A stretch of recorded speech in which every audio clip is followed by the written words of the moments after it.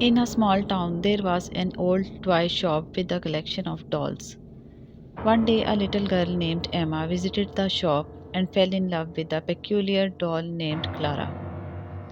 It had big, glassy eyes and a porcelain face that seemed to follow you. Excited, Emma took Clara home, unaware of the eerie history behind the doll. As night fell, strange things began to happen.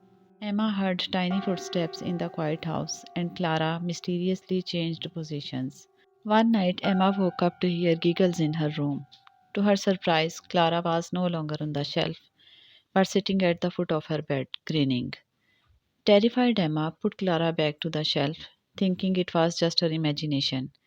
However, the next day, Emma found Clara in a different room, as if the doll had a life of its own. As the days passed, the doll's smiles turned into unsettling grins, and Emma couldn't shake the feeling of being watched.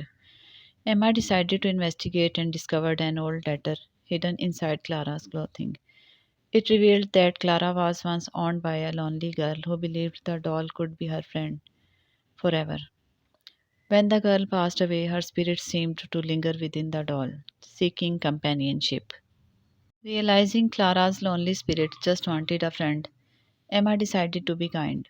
She spoke to the doll, sharing stories and laughter. Slowly, the eerie occurrences ceased, and Clara's expressions softened. In the end, Emma and Clara formed an unexpected friendship, breaking the curse that haunted the doll. The once creepy doll became a cherished companion, and the toy shop's atmosphere transformed from eerie to warm, as if the spirit of the lonely girl finally found peace through the simple friendship of a kind hearted girl named Emma.